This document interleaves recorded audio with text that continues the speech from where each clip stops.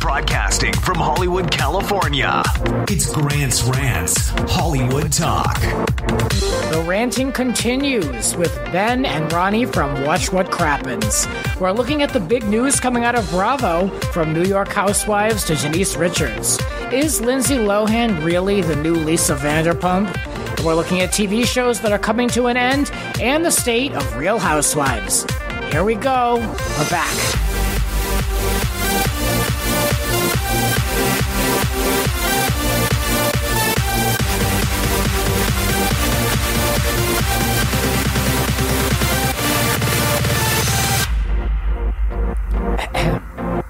It's been a minute. Let the ranting begin. Welcome back to the show. I am joined today by Ben Mandelker and Ronnie Karam from the podcast Watch What Crappens. Welcome to the pod. Whoa, hi. Hello. Thanks for having us. This has been a long time coming. I'm glad to have you on. The podcast fam, I feel like we're, crossing paths and we have similar audiences. So absolutely. I mean, you've been so patient because you're like, you want to come on the podcast? And we're always like, we want to, but we always have like something up or whatever because we're just awful. I'm just very lazy. Yeah. Like, especially if it's a day off, I'm like, no. Yeah. I don't want to do shit. It's but true, of course, then you're right down the street I live like but now there's really from no you. excuse. Yeah. Yeah, No, exactly. well, I mean, you guys are podcasting all the time. It's similar to me, not necessarily with this show. Yeah. But it's just like, the last thing we need is another podcast to guest on or to talk about or to visit. It's the only time I ever see friends is going on their podcast. We do 6 episodes a week. I mean, one of them is basically a Patreon bonus episode, but we're basically doing 6 podcast episodes a week. It's for us, it's like a radio show. So sometimes when we have some free time, like we're a day off, like the idea of just going on another podcast is hard.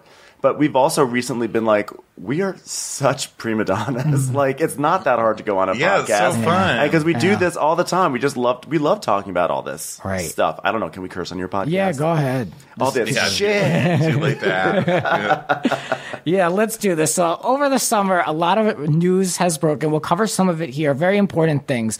But, it's usually like Bravo first on this show. So, of course, with these two guys, we have to cover Bravo news that has happened over the summer, things that have broken, things that have caught my attention. We're not covering everything. Like, there are some things that are just too old. And some people I just don't care about. Don't shame gossip. Let's go there. First thing I want to talk about was Real Housewives of New York. I know you guys have talked about it on your podcast. I talked about it on a Buttered Pop podcast recently, so I kind of gave my thought on that. But I still want to cover it on the show because there's a lot that's happened since we were on with this show. So let's talk about it. Supporting other women. Who knew that would be such a theme of this season? All of a sudden, and I know you said this on your show, that's important now. Showing support for other women after all these years. Yeah, this is Housewives. Yeah. Sorry. Yeah, I know. After 10 years of tearing each other down, suddenly it's going to be like now rebranded as like we're going to build each other up, and by building each other up, they're still tearing each other down at every corner. Every minute. Yeah, they're literally all piling on one woman. Like, I'm not a Bethany fan, so I couldn't care less. But all of a sudden now that's important. That's the standard of Housewives. They're all supporting piling one on another. one woman. Oh, wham. Yeah. I don't think we've ever seen anything on Bravo where it's like supporting women. I think the most we saw ever was that one scene on Southern Charm this season where all the women got together and bashed JD, and we're like, fuck you, JD. And for good reason, because I don't know if you saw the headlines just like an hour ago. I haven't. From people.com, rape charges.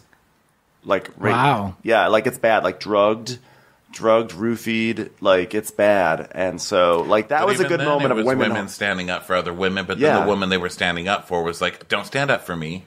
And then in New York, it's women it's women coming together to stand up for other women while going against another woman. Exactly. Yeah. They're just stepping on someone else's back. That's all the difference. Yes. Sonia and Ramona, I wonder if something's going on with them because they have not connected at all in this reunion. At this point of recording the podcast, we've seen 2 parts, but they seem to be at odd ends. Did something happen that we don't know of? I think Sonia is just like in her own reunion right now. She's like thinking about bagels and like what she's going to have for lunch later. She's just there for the ride. Big vagina that she keeps talking about. Yeah, she's really brought up her vagina a lot. She'll like go out of her way to mention the vagina. They'll be, like Andy will be like, so Lou couldn't be here. She'll be like, but my vagina is. It's like, we're talking about that, Sonia. Yeah, she's still mad that Dorinda said her vagina was like the Holland Tunnel. Like she brought that up. And then Ramona brought up that Luann was in that bar and she put her legs all the way back and was giving everyone like a Louvre shot or whatever, which is totally stealing Sonya's move. So I think Sonya just feels battered. And Ramona's turned on Sonya a million times. I think that Sonya's just waiting for Bethany to scream at Ramona so that she can be on Ramona's side and get, or you know what I mean, be on Bethany's side and get Ramona back. There's a weird... But it's just not really working. Yeah, there's like a weird dynamic between Dorinda, Ramona, and Sonya, because I get the sense that the three of them were friends... I mean, they pretty much said they've been friends for like 20 years. Right. They probably partied back in the day at like the Limelight or who knows where. You know, they've had crazy days. They've had ups and downs. And so they're always going to be coming in and out of each other's lives and fighting and coming back together. They all know where the gram bags are buried. I think I think Sonya has one of the most safe positions on Housewives because she's really there. She's expected to be there. To me, she delivers just enough to hang on. She's never painted as boring or someone that called for their firing. She's just kind of like the annual lady, just punching bag slash the annual drunk party girl. Yeah, like Bethany is like grabbing onto her for dear support because she's got no one else at this reunion. I don't know how she has any friends at all. If this is how she's acting on television, I mean, could you imagine? Yeah. Like, I can't stand her. Well, you know what? I think that she also, this is not Bethany's friend group. I mean, look at these women. This is not Bethany's This is a job. crew. This is a job. She's there. She doesn't care about these women that much, except for Carol. I do believe she cared about Carol. She doesn't care if she's mean to them. I think that she probably has a set of girlfriends that she's, better with. But probably still pretty exhausting, you know? You know what storyline I'm obsessed with this Nutcracker storyline. And they played it out, and then we had to go back to it when the other fool, Ramona, was screaming on the phone, which is my favorite scene of the whole season. Yeah. I can't get enough of that thing. So my dad, I made him watch it. I kept putting it on the reunion, so it was on the DVR. So when everyone, relaxed, every couple of hours, I'd put it back on. He'd go, what is this again? What is this again? I forced him to take a side with the Nutcracker. And, he's completely out of it. Yeah. Completely out of it. He doesn't know what's going on. But he's convinced that Ramona is on drugs. But I don't know. I mean, I'll never take Bethany's side with the Nutcracker situation. So I guess by default, it's tough. You got to go with Dorinda? Well, first, it's really hard to tell who's on drugs because everybody in America is on something. But we classify them differently. Adderall's legal. Whatever your antidepressant is legal. Yeah. I'm on coffee. I'm heavily if I was meditating. Some hippie, I would say, coffee is caffeine is I'm addicted to Bravo. A drug. But, I'm just these heavily ladies meditating. are all on some kind of pill, and some of them are just on coke and meth. Who knows? But it's hard to tell what they're doing. So the drug argument's always hard. But then Dorinda, it's like Dorinda's that friend who does shit, but then she keeps a list and then yells at you here's what I did for you. It's like your mom. You know? Yeah, I think like when the Nutcracker controversy first appeared in pop culture and took this world by storm, I think at first I was like, that was shitty of Bethany because Dorinda arranged this and then she got it. She's like, oh my god, it's for Bryn, oh my god. And it was so over the top and Dorinda was like, can you just say thanks or whatever? But then as it came out, never enough. But then at the same time, Bethany's like, I did say thank you. And as we learned in the reunion, she texted her a million times. So now Dorinda's upset that she didn't get thanked on camera. And then at the same time, this is the same woman who was then mad at Bethany, who apparently had a very sort of deliberate moment with Jill Zarin, according to Dorinda, at the funeral on camera. So Dorinda wants to have a deliberate moment on camera, but then she's also mad at Bethany. So I'm like, both these ladies are kind of just crazy at this point. Well, I thought one good point they brought up was that Bethany was literally going, I did it! Yeah, that's what it is. I did it! That's what cracked me And where up. Bethany also loses it was when she's like, when did this stop being about my daughter? What about my daughter? I'm like, okay, let's not not make this into something much more serious. It's a Nutcracker. Okay? You're not a mother. It's my least favorite. Go to Cost Plus. Yeah. Yes.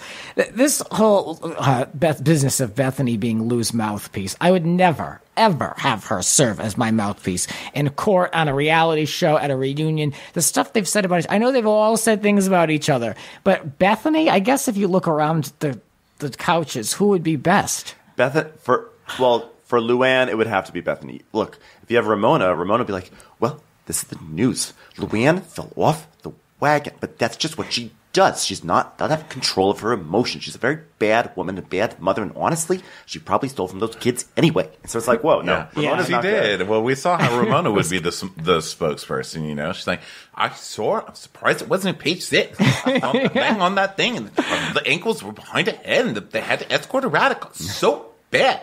You know, so what a good friend, yeah. I mean, actually, the best person would be Carol, but Luann just isn't close with Carol like that, so it couldn't be Carol. Yeah, Carol, I guess, would deliver the facts. Sonia would forget all the facts. Sonia would turn it into like, well, we were on the yacht in Saint-Tropez. But then, actually, Dorinda would not be a bad spokeswoman. I mean, Dorinda's like a mess, but I feel like there's a certain, while we're always drawn back to Dorinda about is that there is like an honesty about her that, like, I mean, she may have a messed up perception of something, but there's like an emotional honesty, I think, about her that is generally is pretty strong. It's a little messed up these days. I still think that she is in the wrong with this whole Luann situation, but I think that she would have been a good spokesperson. Well, we see what a good spokesperson Bethany is. Did you notice what she did? She's very good with her sleight of hand.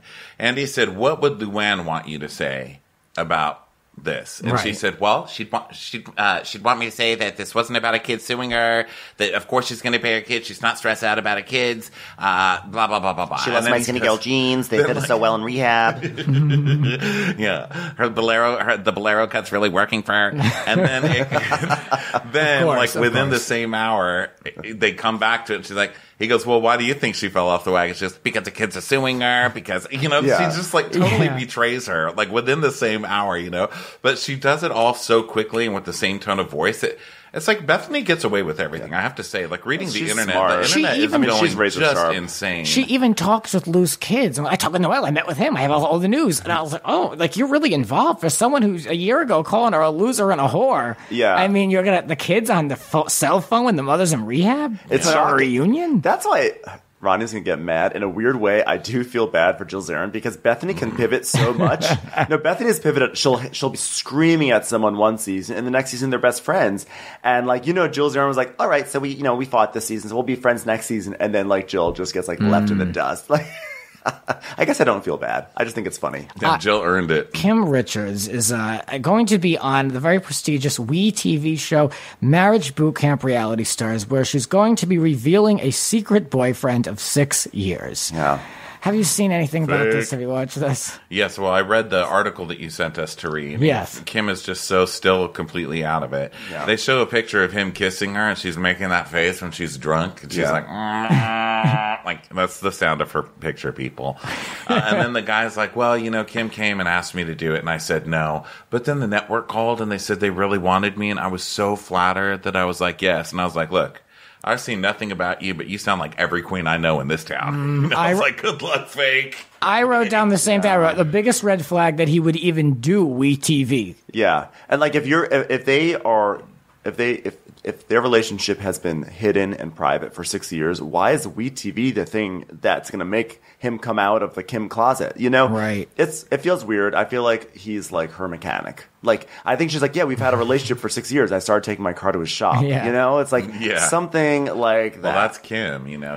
She probably has like a relationship with the with arresting officer. He's a little shiny. Meter outside. He's a little shiny. He's definitely probably about 8 to 10 years older than her. Not that there's anything wrong with that. But I tried to read up a little bit, but I don't really know anything about him. But 6 years. What's his last name? It's like Katz Geffen. I mean, it's something like yes, his name was Wynn Katz. Oh, Wynn, yeah. Maybe WYNN. Yeah, Wynn Katz. I mean, that's a lot of richness. That's a Wynn rich and it's a deli rich. Yeah. I think something is fishy. I just don't believe that Kim Richards could keep a secret boyfriend for 6 years. I'm sorry. Wouldn't that have crossed over onto the show? Because she's been off the show for less than 6 years. Yeah, and we also know more mundane facts than this guy. There's no way 6 years ago was, during that time, she had her crazy moments, where she was wasted in Mexico, and you're going to tell me that was around. She was with the mouth breather then, right? Yeah, Ken was probably around then, maybe a little bit earlier. Oh, I forgot about that. Darth Vader. Yeah, but you can't tell me there wasn't one person who wrote an anonymous thing that Kim Richards, she has a boyfriend. Yeah, because Kim's that kind of person that if she did have a boyfriend, everybody around her's like, look at Kim, she has a boyfriend. She's maintaining a relationship. Yeah, they're so condescending. Yeah, Look, Kim came out of the house today and checked her own mail. Oh my God, she's totally healed. It's like this town of enablers. I mean, she went off the rails. She had her big off the rails moment. That probably was like 2014 or 15, right? So he was around, which means like, what's this guy doing? What's his role in all that? That's what I'm saying. The timeline doesn't match for me. Yeah. But, doing WeTV, I automatically do. I lose respect. I mean, look at some of the people that we've seen on these shows. These real washed-up MTV people we haven't seen in a while. The Situation. Yeah. It's like I would rather see her do Celebrity Big Brother than have her do this. But I would rather her literally do anything. And instead of going on to WeTV, I don't even know. Like as a podcaster, if WeTV called me, I'd be like, "Oh my God!" Totally. Like we're totally like, I guess I could do. I guess I could do a WeTV. Yeah, I'll do like a WeTV. Never mind. Even show? Hold on. What do they even show on WeTV? Bad Girls Club. That's done, right? That was on Oxygen. Yeah, that's not even. That was my first job in LA. Was being a PA on the Bad Girls Club. Oh, really? Love games where they had to compete. They had like a couple of men. Yeah, it was like 12 men and like 4 women, and they would just like throw people around. Yeah. And now Oxygen's all murder shows, right? Yeah, they rebranded to That's what I want to see Kim in, like a murder show. Like, I want to just tell Kim that she did it and watch her try and lie her way out of it. Or have her investigate something. Murder. Yeah. It would be like a 3-year investigation to a very simple murder, but she just keep getting sidetracked. Be like, oh, cool, sale on curtains. Yeah. Denise Richards, this was another thing. She's announced to come to Beverly Hills Housewives. And look, my reaction to this, and I put it on Twitter, was they better hope and pray that she delivers what they all want. It makes for a great headline, but if she doesn't give content and she doesn't bring anything to the table and it's the same lousy show I didn't enjoy last season. She's very reactive, Denise Richards, because I had to cover her show a little bit when she had that 1-year show on TV Gasm. And she was dull as dishwater. She's just dumb as a brick, bless her heart. But then she had this one meeting with an agent or something. They were putting something about Charlie. Like there was some story that was coming out, and she was nicely trying to get it taken out, and they disagreed. And then she suddenly just lost her shit and started screaming and yelling. And it was the best episode of that. She just acted so crazy and just lost her mind to such a degree that I believe in her. I think it's just when you're like, Denise Richards, we care about you specifically. It's like, but if you're like, she's put her in the middle of people poking her, maybe like Lisa Rinna can like poke her a bunch or get her riled up. Friend. I think this is going to be Erica. I think it's going to be her and Erica. They're angling for that. They're angling for that. But there was an article, and I think I retweeted or whatever, and it was like, I was on Instagram, and I was just like grasping at straws. So it was like this article trying to pit the two against each other, claiming that Erica is upset there are too many actresses on the show. But there wasn't a quote. Like, it seems silly to me. Like, it's just they're trying to, like, poke the bear. And Erica's not going to react, I don't think. Erica, I think, is a problem for the franchise, actually, because I think when she came in, it was like, oh, cool, look at her. It's a fierce bitch, And she's, like, so upfront, and she's, like, honest with her emotions. But it's actually all smoke and mirrors. She's actually not... She doesn't give us anything. That's how I feel about Lisa Vanderpump. She's like a pile of cold cuts with makeup. Erica. Yeah, Lisa Vanderpump has closed off a bunch, but I think Erica's even more of a problem because she's acting like she's like, yeah, I don't give a fuck. I'm like, I put it all out there, but it's like we don't even know who her friends are. At least with Lisa Vanderpump, we understand her life. Like Erica's life is Mikey and her dancers, and then sometimes we'll even see Tom. We barely even see that. Like a scene a season. Yeah, who does she hang out with? Like, what does she like to do for a hobby? We need you to do something more. Then she's so over the top trying to prove she has emotions that it's like, you don't know what I go to sleep not thinking, or whatever her that thing show is. has so many problems. I can't even get into it, and I'm so disappointed in it. If they're going to keep these people that have given us a boring ass show, like Kyle doesn't do shit. Vanderpump is one of my all-time favorites. She doesn't do shit. She's one of my least hilarious in the talking head. Yeah. But you know what, though? At least she brings something. Lisa has, I feel like Lisa's been consistent with her character. Kyle is also a problem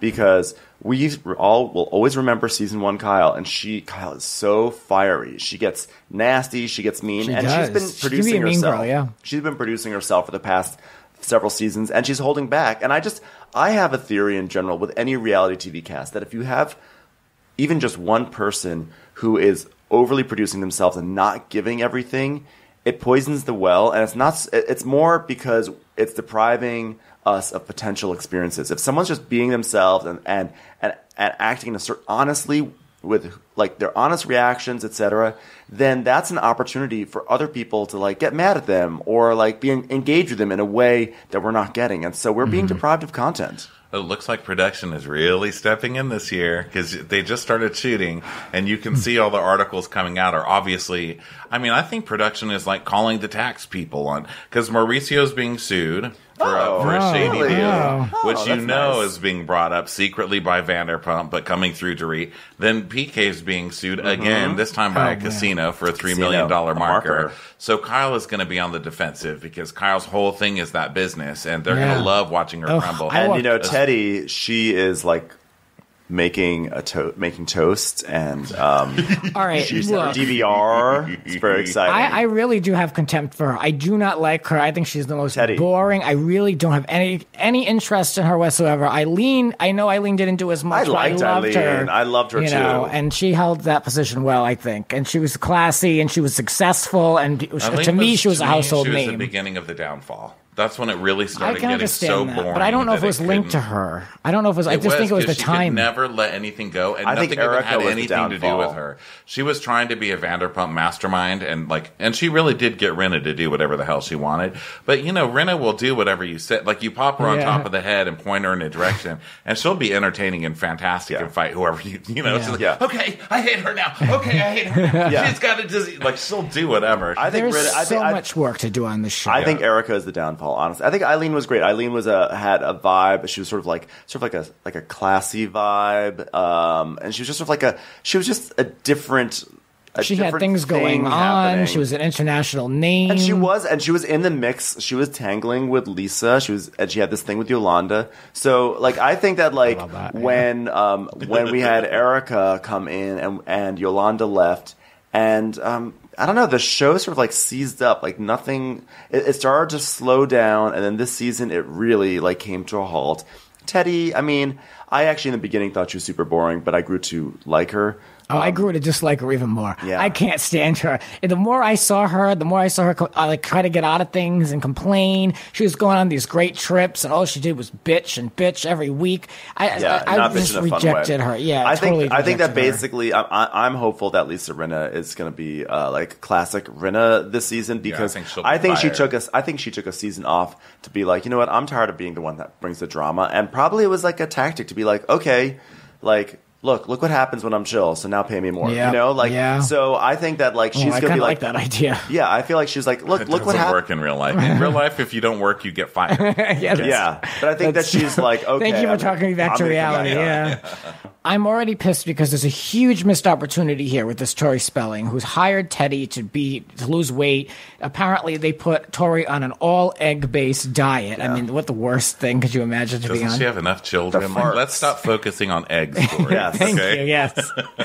But that alone is like would never happen. But I had a friend who may or may have not been on this podcast who hired Teddy, and it was absolutely nothing. It was just a handful of text messages. She literally texts you. That's her job. That's it. And I don't even know if she was the one sending a text. I think it was like an automated I would believe it because she has assistants. Was the text about how she grew up riding horses? Because it probably was her then. If there was a horse. I mean, how much thirst do you have to pay somebody on a TV show to be their client so you can be a friend of on the show? And that's of course, sad, Tori. Yeah, of course, she doubled her rates because when she was on the show, smart, I guess, but obnoxious because they're still sending the same canned text messages. So, but this Tori, this would have been a great conduit to bring her on the show. Oh, I have a new client. Yeah. Her name is Tori. You know, I'm hoping at least a friend of. Listen, if Carney could make her way on for one seminal episode, Tori has hope. You know, they're not. Carney's the one they should bring on. Yeah, those cheesecakes are amazing. Someone sent us those little cheesecakes. I never got to have one. And of course, they're exactly how they're designed. They're tiny, which means that's why he never had them. I ate them all. Like I smoked one joint, and it was like bye. And that's like such a big person thing to do. That's like such a diet thing to do, where it's like just have one bite, which we never do. So she's smart, and also she's effing insane. Anyway, Alexis Bellino, another blast from the past, the brilliant Alexis. The blast in page 6 says that she'll receive $16,000 a month from her soon-to-be ex-husband, Jim, and she's got $6K in child support, $10K in spousal support. and she gets to keep her handbag line. Who knew? Thank God, because the world needs it. You know, like could you imagine all those boutiques, all these women here in Beverly Hills who suddenly would be deprived of their handbag, their Alexis Couture? I forgot all about Alexis Couture. That's still a thing. Her Lurkins or whatever the fake Birkins are. And she gets $250K. Well, she'll burn through that real quick. Yeah. You know, so Jim gets to keep two mansions. Yeah, the biggest shock in this story is that they have any money. Yeah, they have two additional mansions on top of the house. I almost feel like in. they're going through this divorce what am I just to doing show wrong? people that they have money, and then they're going to get back together. You know? I think it's all for this lawsuit because he's being sued for what is it, $350K, something about that Sky Zone ex-business partner. So I think it's to protect their money and their assets. They're getting this divorce because she literally shouted him out on her tagline. I don't think that relationship is over. She's so devoted to him. Wasn't he her king? Oh, for Christ's sake. It's Alexis Bellino. Who knows what's going through that head? Yeah. Not much at all. Listen, she spent a lot of time on those trampolines. Okay, things have shaken out. And where else did we hear that? Yolanda, whenever they're the king, the husband is the king, and I'd do anything for my king. That never works. Yeah, Yolanda. So I talked about Bad Girls Club. The same production company that did that show is now producing Lindsay's new show, reality show. Ryan and I both worked for them. We both worked for them. Listen, all three of us, I guess. Buna Murray. Oh, they're doing Lindsay's show. Yeah, they're very different now. Now they're banished. Yeah. I got just before that transition. They're very France. Maybe they can put some money into their shows. Who knows? Nope. This docuseries is called Lohan Beach House. Lohan Beach House. It premieres in 2019, and every article says it's going to be the new Vanderpump Rules. No, it will not be. Sorry. It's like Vanderpump Rules if you let all the drug addicts run Vanderpump Rules. It's like backwards. I mean, Lisa's at least respected. That's why it's called Vanderpump Rules. It will probably air on E. So I'm sure. I remember Welcome to the Abbey. Okay, listen. What a poorly produced show that was. I mean, it was also not only was it poorly produced, it was actually insulting. It was actually and I'm not saying that to be funny. It was actually legitimately insulting to me that they made this whole big hoopla that they're going to do a show about the Abbey, and then they sidelined all the gay characters. I thought that was offensive. And I'm not even the sort of person. Abbey. Yeah, I was thinking the same thing. I was like, well, but it's But they were cashing in on this whole thing. Like, look at the good we're doing. We're covering a gay bar. Like, they really were. I just felt like, you know what? Like, have straight people on there for sure. But if it's going to be bad, don't also sideline the gay characters. At least have it be bad and have gay people front and center. How embarrassing that show, they burned it off at 1:30 a.m. Yeah. This goes back to my theory how important it is to have a good production company with these shows. Because the concept can be there, but if you do some of those WeTV shows, I won't say the name of my least favorite production company, but you can practically see the script and the shot. I mean, and that's how I felt with that show. Well, you also don't know what sort of notes they were getting, right? Yeah. I mean, you never know. There probably was some dumb exec who was like, I like this, but we're trying to hit 4 quadrants, and I just feel like we need to see this couple front and center instead. And it's like, let me tell you, that definitely happens, and I'll just leave it at that.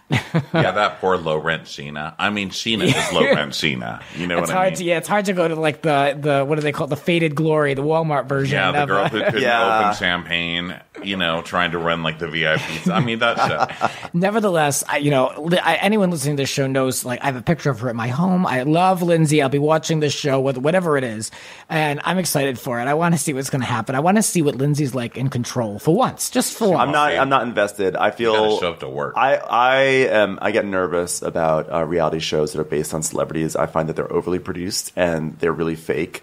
And the celebrities they don't give themselves over. Maybe Lindsay will, but I feel like it's going to try to be like Vanderpump Rules. I just don't think it's going to be good. I think it's going to be for a network. If Bravo were doing it, I would have hope. But I think it's going to be for a lesser network that will have lesser standards.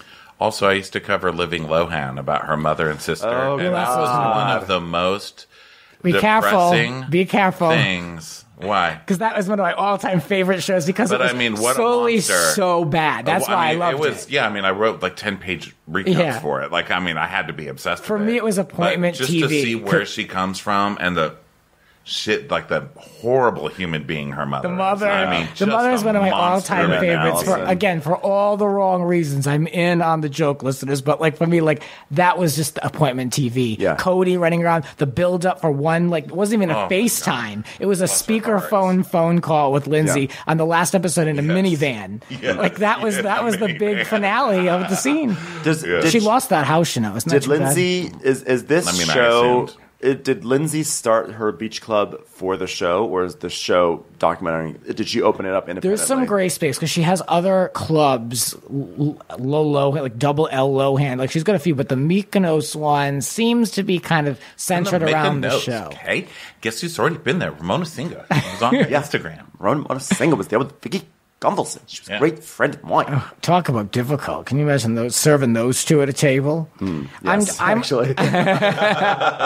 I'm definitely watching this show. I want to know what people think. Let me know. You can find me on Instagram at It's Grants Rants.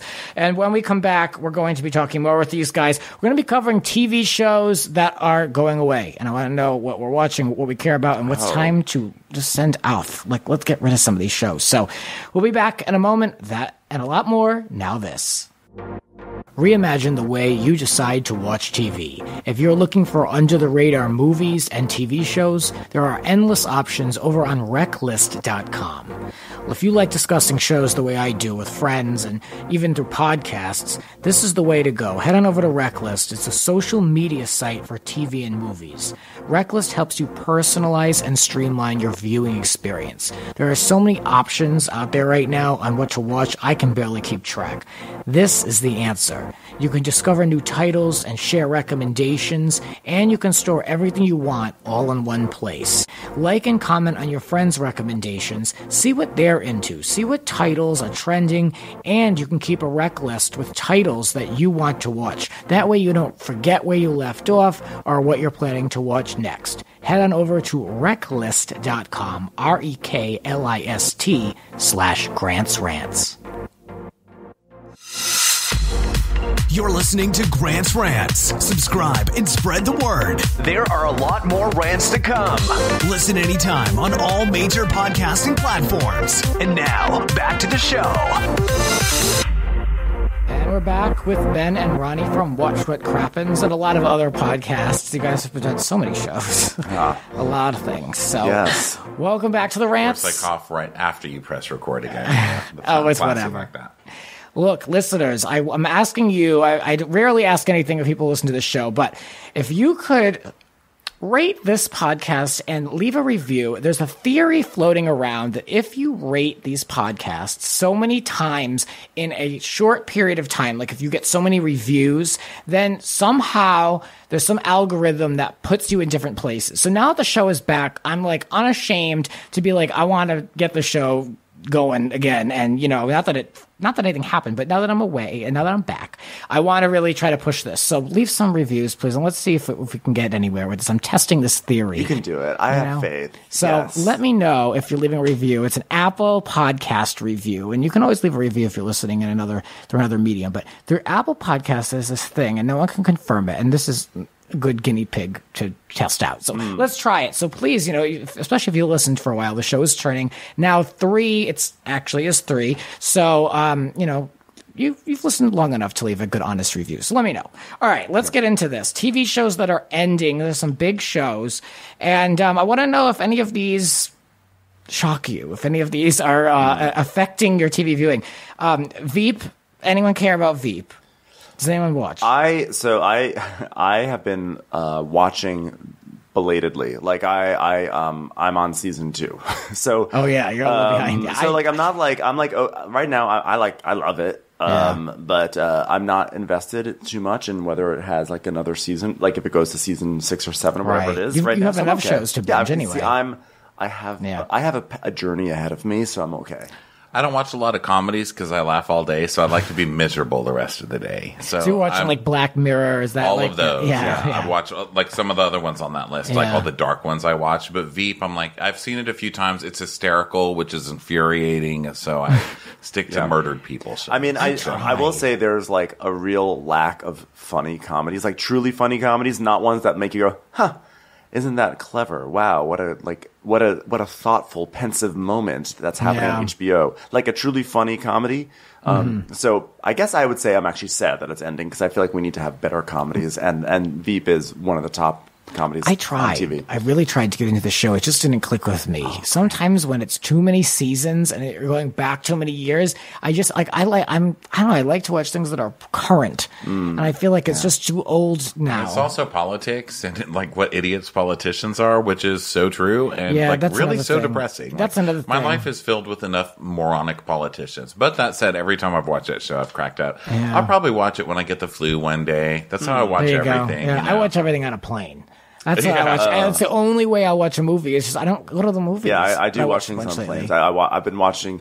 I wish the planes had some better options. Like I don't want to watch Marvel. I'm sorry. Speaking of options, I just flew back to LA from a trip, and this guy for 6.5 hours on the plane watched Big Bang Theory. And that's always someone who's doing that. One after the next, after the next. Yeah. And do you know how many episodes it has to fill 6.5 hours? And of course, that's the one show that has like the full complete library because you start every other show. It's like, you know what? I've been waiting. I've been wanting to watch Fargo. I'm going to watch. Okay, episode 1, episode 2, and the next one is episode 12. Well, thanks a lot, airplane. Yeah, useless, completely useless. Well, this Big Bang Theory is ending, and people are so upset about it. And I've talked about this show actually a lot on this podcast. Never watched it, but I've been always trying to figure out who the audience is because I've never met anyone that watches this show, whether it's in syndication or if it's DVR. I don't know anyone that watches this, and so we came to the conclusion it must be perhaps Midwestern people. Because I don't know who's watching it. My Boldyke aunt in Texas, Josie, she's probably like 67. Shout out, hey girl. She's like, now you know what show you should cover? The Big Bang Theory. Now that's a show. I'm like, really? So a sturdy lesbian crowd, perhaps. Yeah. It's like older bowling alley manager, lesbians seem to love that show. I wouldn't even say it's Midwesterners. I think it's people all around us. People love it. People all around us. They all around. It has a big don't cast. See them. Yeah, I don't know who these people are. They're in the closet. I don't know who these people are. House of Cards, another one. Never had an interest. I never cared for Kevin Spacey before or after. Love it. House of Cards. Seen never everyone. Watched it. The first season was great. First episode of season 2 was great. And then the rest of them have been mediocre to terrible. But I still watch. And also it's hilarious that not hilarious, haha, but ironic that Kevin Spacey was arrested he's in trouble for all of that because that is literally the character he plays. Like he's just a monster on the show. Yeah. Wow. He's a monster. I refuse to watch a show that's about architectural instability, so I won't watch it.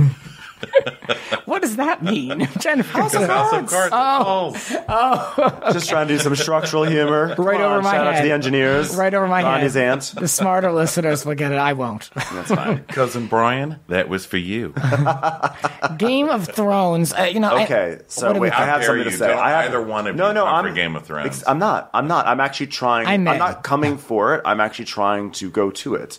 Because I have been in a perpetual state of I'm going to start watching it. At this point, so many things have been spoiled by so many people, perhaps some at this table. But I'm still going to watch it because there's one season left, and I'm like, you know what? I want to be part of the conversation for once. For once in my life, I want to be part of the Game of Thrones conversation. It starts like next year, right? Yeah, but like spring. So if you're not caught up, everything's gonna be spoiled. Like you're gonna once you know who the King of Thrones or the Queen of Thrones is. I watched Game of Crowns when it was on Bravo because that was a Rhode Island centric. That was. Those were in the neighborhoods where I lived. Yes. That show was amazing. Unfortunately, it was an amazing show, and I'm very honored to be part of someone who lived by the Game of Crowns people. I will say, all these years later, it was a very accurate depiction. I will give credit to that production company for capturing an accurate depiction of Western Cranston, middle-aged beauty queens. They did it. Congratulations. Yeah. There's really accurate, actually. This show's been on my list forever. Then last Christmas, I was home, and my dad watched it because they get like HBO. You gave the show your heart. And the very next day... They gave it Look away. at that. Yeah. The HBO, you get it for like a month. I know, like a Verizon package. Like my parents won't pay for it. Non-committal HBO. Yeah, yes, I know they'll do that. And so my dad will just load up the DVR with everything. So he decided that's how he was going to get into Game of Thrones. And it was on, and I couldn't be bothered, to be honest with you. I just couldn't. It was just not my thing. Well, it's one of those shows that I don't think I would be into because it seems very like Lord of the Ringsy. Exactly. Well, that's Lord of the Rings. I hate those shows where they just walk around. Okay, it's what I call a walking walking around show. Heavy dialogue, too. too. I have to get a pen. Oh, look, we got the pen. It took 5 chapters, but now that we got the pen, we have to get the water bottle, and then they walk another for 5 chapters, and it just goes on and on to get this shit. And I thought that's what this, and it's for nerds, like nerds who don't like taking baths and just like grow like big neck beards and stuff. No offense. Yeah. So then I just figured it was for that. But then I realized, because I got the flu, as I do 2 times a year, and that's when I catch up on smart people shows. Yeah. And Game of Thrones, hated it, boring. It's so many people. I'm really stupid. I couldn't tell who was who, what was what. And then at the very end of the first season, I was like, oh, it's a soap opera. Unbreakable Kimmy Schmidt. That was another episode. I didn't know it's ending. I did not know that. Apparently the cast didn't know either. And Netflix does this thing. Because they were like, by the way, this is our last season. Like the first day filming. They're like, oh, it is? And they're like, yeah, no, it's going to be released in 2 parts. This is that new thing that Netflix is doing. It's like it's not really the last season. It isn't. It's like they give you 6 episodes and then, there are 6 more coming and that's the last season, but it's half a season. Netflix came out with some article, or they were quoted in some article saying they want to change the word bingeable because they don't like that word, and binging is, I don't know, it's like some PC thing, but like we'll make shows that are better, to binge and stop trying to change how about I was very upset. So I'm always like behind on my TV because we watch so much TV for our show that like I feel like I'm never up. So I've been seeing a million things, insatiable. So on a plane back from one of our shows from in Atlanta, I was like, I'm going to watch Insatiable. I downloaded it ahead of time and I was like, look at me getting on a TV trend, and that show was so beyond terrible. And I was like, why did Netflix just do this to me right now? Yeah. I felt assaulted. I was going to start that. Well, I guess it's horrifically bad. Because I like Alyssa Milano, but I guess that's not enough. Yeah, she's great in it. Nothing else even makes sense. Oh, forget it. Forget it. There's too much. Well, Kimmy Schmidt, I watched the first season. I thought it was hysterical. But again, I just don't keep up with that many comedies. But I thought it was hilarious. Yeah, first season was amazing. I thought second season was a little uneven, but then when Tina Fey showed up, it became like really funny. I haven't watched the third season yet. See? Jane Krakowski plays the same role in everything, and she's so good at it. And I'm okay with it. I just love it. Yeah. She is hilarious. Other shows were Homeland, Mr. Robot, Transparent, and Broad City. Homeland Broad and Mr. City. Robot. That's I love. Well, Homeland's another one. Homeland done. I'm fine. Goodbye. I watched 2 seasons. I got it. I was like, have fun. I've never watched Showtime because I've never had it. So to me, there's never been anything to get me to get it. I'm a Homeland fan. Homeland has like truly the worst theme song in the history of television. It's like varied random noises and like weird jazz saxophone. It is like supposed to sort of like connote like mental illness, and it is like horrific and like good. Honestly, it's literally that what I honestly, here's my hot take on Homeland. Okay, I watched the first 2 seasons. I enjoyed them. Same producer, same people behind 24. And I just felt like it was a more boring version of 24. Now I know the show is very different now, but I felt like okay, like all the like the big beats, like any like all that stuff. It's like if you're a student of 24, which I am, I was like I could see it coming. So it was fun. It was nice, but it wasn't fun like 24. 24 just moves and is silly and it's ridiculous and nothing makes sense. Learn to enjoy bipolar disorder. Well, Homeland was like we're gonna do some fun stuff, but then we're gonna sit and watch someone cry. And like I didn't want it. I didn't want it. I have Love no it. interest. Love it. I'm in. Yeah. Love it. My dad loves it. But yeah, I talked to his dad about it. That's how we bond. But I go up and down because it's really sometimes it really struggles. But when it's good, it's good. I love campy shows. I love campy, like Claws. I love Claws. I hear Claws is great. Yeah, I need to watch Claws. I want to watch Claws. Really good. I tried to watch. It was on the airplane. That's like drama and. It's very it was on the airplane, and I was like, okay, starting with episode 4. I was like, how am I supposed to get into this if it's like you're starting me with episode 4? Yeah. I did this to you, by the way. Do you know that we have this? We have this curse, the curse of the leaf blower. You always have something in the background. Yeah. We did this. I hope you're happy. You may be able to hear a leaf blower. Ben and Ronnie are here. They brought it with them. I'm telling you, we curse people. You know what I stopped watching? I never give up on a show, but Big Brother, I'm completely... you know what? I stopped too. I was like, bye. I'm actually, good. You know what? It's a shame because it's actually one of the best seasons they've had in about 10 years. Still, even that isn't keeping... But I will say this. It's so funny because I was just going to say Big Brother is an example of one I will work through because I thought the first week was horrific. And I was like, this show... The casting director needs to be fired. These are not interesting people. They always cast the same sort of like... The theme is garbage. The interior design was lousy. The story producing is lazy. The editing is even more lazy. It's not a show I want to watch. But that being said, of course, the one that starts off so horrifically, The gameplay has been actually really great. And although I say that with an asterisk because there's this one alliance that I've been rooting for, and they just keep losing. They're the dumbest alliance they've ever had. I know what you're referring to. Yeah. It's a great season. Well, I also covered The Bachelor on RHOBH, plug. So I've been watching The Bachelor, and that's hours and hours as well. And so I couldn't take both. But honestly, I'm just sick of human effing garbage. I'm sick of it. Like, you go into the world and it's human garbage, being idiots, not being able to make a sentence, taking forever in the damn prescription line because they're trying to get everything for free. This is true. Like, fucking idiots everywhere I go, and I can't take it anymore, Big Brother. Okay, I've had it with you. At least on The Bachelor, they take off their clothes and they're hot. I listened to the Michelle Collins show, and she obviously super into the Bachelor Nation and all that, but we're super into Michelle. She's done. She's done with that show. She's that's pretty shocking for Michelle. I mean, she was hosting the official show on ABC. Yeah, she even said the other day, she's like, I'm probably not going to be invited back. There probably isn't going to be an after show. So I can just say, like, I don't enjoy watching this anymore. Good for her. So, yeah. Good for her. I love her honesty. She's one of the few. She's hilarious. It's just a lot. And it's a lot of stupid people. And I feel like that's Big Brother. Like, they get the dumbest people they can find. That's why it bothers me that the season is so good, because now it's going to validate them. They're going to say, well, we know what we're doing. We put together a good season. It's like, no, you have to like put in some effort. Like, enough with the sound effects. Enough with like I am nominating Real Housewives of Beverly Hills and Big Brother for an overhaul.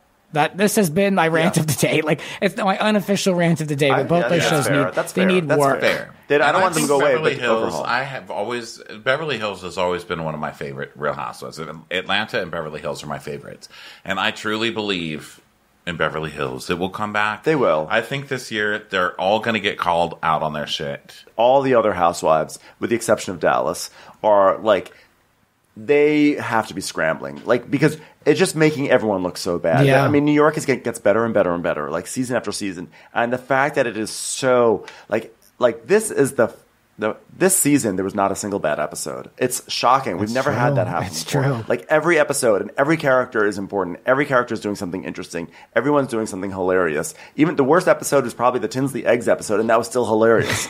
So you have like these other, like, Beverly Hills needs to step it up.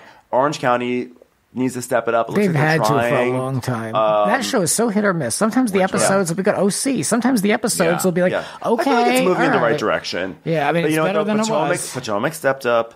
Dallas is like, it's shocking to me that Dallas is like a varsity housewives now. It's like better than Beverly Hills and Orange County. That's crazy. Yeah, but see, these are like our opinions, like what we love. But when you look at the ratings, they really do not reflect our opinions. No, they don't. Like, Beverly Hills is still the highest rated non-Atlanta show, isn't it? Yeah, it is. And then Atlanta's still killing it. And Atlanta's has some stumbles. Atlanta had an uneven season, but Atlanta's fine. Atlanta is varsity.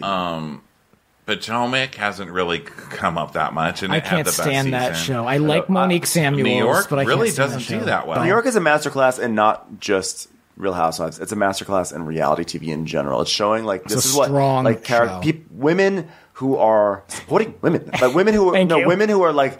They can't help but be themselves. They're not overly producing themselves. They may be trying. They can't pull it off. They clash. They're not afraid to speak their opinions in a way that doesn't feel fake or forced, like a WE TV show. Like, this is what reality TV should be about. It's storytelling. It's comedy. It's great television. Like, and I don't want to hear any snobbery about the fact that it's reality TV. Like, I don't care if you only watch scripted stuff. This is storytelling, and if it's good storytelling, you should watch it. There you go. There's my rant. There you go. There's your rant. Well said. Agreed. Yes. So let's talk about you guys. I've listened to the show. I've watched it rise in the ranks. You guys are always in the top TV and film categories. What's it been like to grow this show together? Like, to have a partner to promote it and to work together on it and to come up with ideas together. That's something that I want to do next. I want to be able to work with someone. So tell me about working together on a hit show. It's great. I don't know how Ronnie puts up with my mood swings. I don't like he says that. He'll leave here being like, I was a monster to you. Like, no, like, you totally weren't at all. I think that it's, for me, we've done the same thing since the beginning. Like, we had a change. We started with a third co-host and everything, and we would do 3.5 hour long shows and stuff. But since especially the past couple of years, moving to one show a day, we kind of got into this, like, Basically, yeah, it's I feel like an acceleration. We're doing the same thing that we've always done. It's just other people are like, oh, you want to come here, you want to come there. So the work part of it has always been work, but it's so the work is so much fun, and we're like legit friends. I love Ben, so it's like it's actually like it's like a full on like blessing to have Ronnie. He's so easy to work with, and like we just have like it's been really wonderful. Like any issues that we ever have in terms of like in terms of like strategy or whatever, in terms of just like the business side of it. It just is like we never have fights. It's like let's try. Never have fights, but like no, but it's like very smooth. Like like. I don't know. I feel like we're like very fortunate that we have such a stable work relationship, and we have fun hanging out. We love doing what we do, and honestly, since 2017, I think it was when we started going an episode a day. I think it was 2017, maybe 16, who knows? But once we started going an episode a day, we're like, oh my god, this will be so much work. But it was really worth it because the podcast. Its profile really started to rise because it started to play more like a radio show. So it was like we're part of people's daily routine. So people became much more invested in us, and then in turn we started touring, doing these live shows. And because people were invested in us, they come to the show, and then the shows are like pure insanity. They've been like an amazing experience, and we've started to realize that we always were like, oh, we're like a Bravo podcast, but we actually like no. We're like a comedy show. We suddenly have like realized that we're like a comedy show that's like based on Bravo, but it's really just about like we're just trying to make each other laugh, and hopefully the audience will be laughing too. My God, we have so much fun. And then traveling, I thought, oh no, like no one's been able to like deal with me. In real life, I'm a very good phone friend, but in real life, I'm like, I'm exhausted. Like, I have 2 hours a day. I'm awake, And he's like, okay, fine. We'll take those 2 hours. We've like learned to like be in real life together, and I don't know. I mean, I'm just loving it. I think it's so much fun. The live shows have been like they're so exciting. It's fun to see these different cities, meet a lot of our listeners. Being able to walk on stage and people like are cheering is like a huge rush. That's amazing, and it's just it feels we're sitting here like what we're doing right now, we're sort of talking into the void. We're talking to each other, but we forget that this is going out to we're talking to people. Tons of people. Yeah. And when you go to those shows, you realize it's like it's really. I also love a boo. I love to get booed. I get booed all the time. Wow, I love it. But also, I think a joy is that we're untethered to anybody because we started so independent, and we've stayed that way. I mean, we have a network, but they sell our ads and stuff, but they don't tell us what to do. No one is telling us what our content should be, and people are always saying, "Well, have you ever been bartenders on Watch What Happens or whatever?" And it's like, no, why would they? All we do is like trash them all day and make in fun, obviously, but. It's nice to not have to. Yeah, we're basically like care. It is, and it's actually like it's really cool because basically all our success has been grassroots, like 100%. We're like Bernie. Yeah, we're basically the Bernie Sanders of podcasts. We basically like we're not on any sort of like high profile like creative network where we can benefit from the boost of like other shows and getting cross promotion like that. We just do our thing. And so it makes it a little harder because it has to be fully grassroots. But what's been amazing is that we have a great audience that like cares about helping us grow, and they tell their friends, and they come to our shows, and they join our groups, and all that, all that stuff. And the past couple of years, we've all met each other, like all the Bravo podcasters and reality TV podcasters. Once I realized, we all live in the same neighborhood because when we listen to each other's shows and we talk about the same Whole Foods or the Grove or whatever. Yeah. And so we just started emailing each other and being like, hey, do you want to hang out? You want to come on our show? Yeah. That's the secret. Just knowing each other has been, having friends at the office has been so much fun. Right. But we're also fortunate because we started at the right time. We started in 2011, right? 12, somewhere around there. Yeah, 2012. And at the end of 2011, I think. Somewhere around there. But we've been doing it for 6 years. But, podcasting was different then. That was before Serial. And, you could just, pick up and just start recording it up. Everyone can podcast. That's the dirty little secret. Everyone can podcast. But breaking through the noise is hard. And we were fortunate because we started early. Yeah. And it was before a lot of these big companies started, taking over the marketplace. And I mean, people pitch podcasts now. That is hilarious to me. Like my friends now, when we're talking, they're like, "Oh my god, I've got this podcast pitched together," and they've got like a whole booklet, and I'm like, "That's what I do." That's what I do for a living. That's what everyone has to do. Professionally produce, I develop and produce these podcasts for NBC, not this show. Well, this. But it's like but people, to us, it's crazy because we just sat down and just started recording. Yeah, but it's crazy the amount. How can I say this? The in the weeds these business minds are about these podcasts. It's like the strategy and just the examination of every little bit where we turn on a microphone and we do our show, and it's like so they're so careful on what they do. This is I'm not talking about NBC. I'm talking about in general. Yeah, but, you know what I mean? We used to work for that production company in digital, and it was right when they were starting their digital side. And it was just hilarious because they hire executives, no offense if anyone's listening to this, but they hire executives from the TV end who come in and they're like, digital, man. Hey, it's like some 50-year-old dude in a bowl haircut who's like, let's make a podcast. We'll get it on. You know, and they're trying. It's like they're working their asses off, but it's like, do you ever listen to one? Like, have you ever heard one or figured out, like, how they started or where they come from or whatever? Because they're trying to figure out some formula. Like, there was no way to make money. There was no... Patreon isn't that old, and even that's, like, grassroots. It's not... Yeah, we only started Patreon in like 2014. Advertising for podcasts is pretty new. I mean, it was really only mattresses and diapers for a long time. We're even finding with advertising, like, a lot of... Like, we do a show with a very loyal audience 5 days a week, a loyal captive audience who they like to actually support the products that we show because they know it's supporting the podcast, and also like they're usually good products.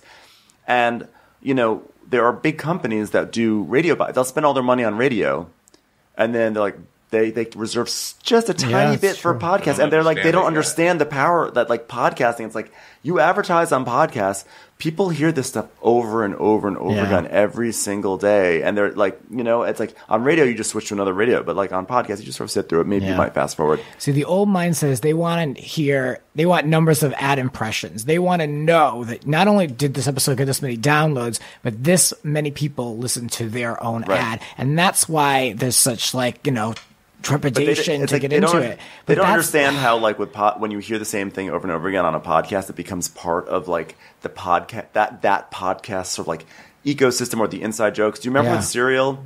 Every episode of Serial would open with that MailChimp ad, and like MailChimp, and like the joke was like when people would write about Serial, there was always like a little joke in an article about MailChimp, and. Or like, what did she say when it was trailing off? And like that ad becomes embedded in the actual content and the vibe of the show. Yeah. And so there are these companies that just don't get it. Not yet, and they're probably going to. And we don't really get it. Like that's the cool thing. Like you don't know because it changes every single year. Yeah. And it's just a funny business to be a part of because it's such a. I mean, we're in our kitchen. I mean, he has a home office and I have a kitchen. I'm in my underwear every day. Exactly. I smoke out the screen door during the show. So we have no concept of all this and the network, business. Yeah. My friends, we were at a party the other day and I was talking to a friend who's like in the business you're in, which is like developing, producing, and the games she's spitting about like what's winning and what's losing and she was using all these terms I'd never heard of. Yeah. And I was like, I would love to like pretend that I'm on the level of knowing what you're talking about, but I have no idea. Yeah, well, I actually think we're so privileged. We're totally privileged that we don't have to deal with any of it. We literally just like we do our episode, we upload it, and then like go about our day, and then the next day do another one, and like because I was looking like. To pat ourselves on the back, we were significantly higher than Kim Zolciak's podcast today. And I was like, that was like a whole thing. They have like producers, and they have like I don't think they do. What? I think it's Kim in her home office because I've read reviews of it where people are like, is she in bed? Like, is she eating popcorn I want to know who's editing. The microphone? Who's editing that show? I can't imagine her. It's Croy. But like, or in the front seat of a Cadillac SUV. Yeah. Well, I was waiting for her to go into Kroger or something. But it is nice. Like we don't have to like worry. I mean, maybe we should worry about some of this stuff, but like we just put it out there, and we are lucky that like our podcast has gotten gotten big on its own, so we don't have to answer anyone. And obviously we are open to hearing. Big is like a. on our category. Yeah, to us it is because you don't need to have that's the liberating thing about it. You don't need to be Serial. You know what I mean? You don't have to have millions and gazillions. It's just you can do whatever you want. It's a very freeing world we're living in, okay? You know? And that term, check your privilege, everybody, I urge you to do it. Because I learned how to do it, and I am rich and privileged, and I'm just loving it. It is incredible. We live in 2018, you know, it's a good time. I don't believe there's ever been more choices for people to be entertained by. I really do. I think there's so many things. So it really is humbling that people choose your show and my show and the shows that I produce for work, and they listen to them. They help each other. Yeah. It's not a competition. Like, that's the other thing that the industry has a hard time with. They have a hard time reconciling the fact that, like, in TV, if my show is airing, then if you're watching my show, you're not watching someone else's show. That's what TV is all about. You know, and I guess movies probably to a certain extent. But with podcasting, what's really weird is that, like, if we like cross-pollinate our podcasts, we both get boosts. And like no one and so sometimes with TV industry, I think they have a hard time understanding how that works. But you know what? Whatever. We are having a fun time, and podcasting is awesome. And I encourage anyone who is thinking about starting a podcast to start it sooner rather than later. Because the industry, the marketplace is going to get more and more crowded. It is. It's going to get more and more dominated by big companies, and I still think that like you'll be able to like push through if you're an independent voice in podcasting. You'll be able to push through. It's just it's going to take longer. Yeah. And you also can't expect to get any money for like the first like 3 or 4 years. Right. So but keep it a hobby. Keep it a hobby. Yeah. I just to bring it all together, I am kind of on both. I do it professionally, yes, but this show is an independent show, and I'm also sticking it out and growing it slowly, and I don't really have another network I can cross promote with. I'm out there sending emails and Instagram and all this stuff, and so I kind of see both sides, and I think it's actually a really good position for me to be in, because I'm seeing the industry at large, and again, this show only helps to really make something and use all those practices towards this, and I'm able to see what works and what doesn't. And I gave myself a little bit of a hiatus. I had to launch some shows, and I had traveled, but I'm so glad to be back doing the rants, and the show will now be on full time once again. Grant's back. I did the live show, and it was great, but it was me and only me putting all that together, and it took me nuts. I saw you were doing that. I was following your journey. We would have been there, but we were out of town at the time. Everybody was. When was it again? I actually seem to remember. It was right before 4th of July. It was the 31st of June. We weren't it was here. We were doing something. I will say, and I'm so grateful, and I do want to say this on the show, I did fill the house, and I exceeded my expectations, and of course everyone's always nervous if no one's going to show up. You were at the Improv, right? No, I was at Open Space LA on Fairfax. Okay. Yeah, and so I did get everything I wanted out of that night, and it was great, and it was worth everything. But again, like I said at the top of this show, did you put up a banner that said, "Congratulations, Grant, you did it"? Not yet. Dress your style.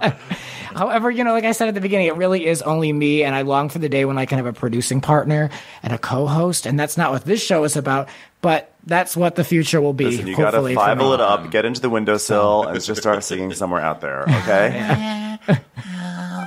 Whatever happened to that kid who played Fievel? He grew up. Next on Grants Rants. Fievel. That's washed up for a second. Yeah, maybe I can find some real hungry, thirsty person who was in the background of Beverly Hills Housewives for a scene. It's called an intern from UCLA. You do it. Yeah, because this is a lot. As you know, to maintain the show, and you guys do a lot more. But I feel like, in a way, we almost do the same workload when I add in what I produce for work, and then having to do this. It's a ton. Sure. So. And we're very sloppy, so we actually don't put on a lot of work in post-production. If anyone listens to our episodes. People are laughing who listen to our episodes. It's like, we did one in a food court. We've done a few driving around LA. If we have an appointment, we'll just drive and record. Like we're really low rent. Yeah, it's actually one of the joys about starting a podcast with shitty sound is that you never have to worry about post-production because it's already shitty sounding. It's like, one of the mics was turned off. We did one a few weeks ago. Where oh my God, we were so excited. We're in the same room because we're never in the same room. And my mic was turned off, but I'm so loud anyway that it was coming in through his just enough to pass. Wow. Yeah. But we're not doing another hour and a half recording on Real Housewives of New York. That is my biggest fear. It's exhausting. We're not doing it again. Well, our very first episode. We just released it anyway. Our very first episode that we ever recorded, there's the three of us because it was our former co-host Matt, and we did a whole episode. It was so good. We're like, that was great. What a great first episode. file was corrupted. No one ever got to hear it. Not even us. And in the second episode, Ronnie couldn't be there, so Ronnie wasn't even on the first episode of the show. Well, that makes a lot of sense. Yeah. That's how it goes. We really are low rent. We are like an IKEA wrench. We're put together by an L wrench from IKEA. Yeah, exactly. This was fun. We got to do this again. Thank you. Yeah, this was great. And if you're interested in seeing these guys live, check them out in Denver in September, New York City in October, Seattle in November, and in December, you can find them in Nashville. I'm so glad that we got to do this. I gave you guys a full double episode because so here we are, back in saddle. Thank you guys. This was great. Appreciate it so much. Grant. Love you, Grant. Please give him an amazing review on Apple we're doing Podcasts. that. Everyone, get out there. Yeah, let us be your hype man since you don't have you're still looking for your producing partner. So let us be your hype man. Give Grant a 5-star review, people. It doesn't take anything from you to do it. Just write a review. Tell me where you listen. Tell me if you're like my grandmother. I don't know. Just send me something. It literally takes like 3 seconds of your time. Yeah. And if you're new to this show, because we're back over at different places now, please subscribe, of course. That way you don't miss anything. That's another algorithm. There's a lot more things.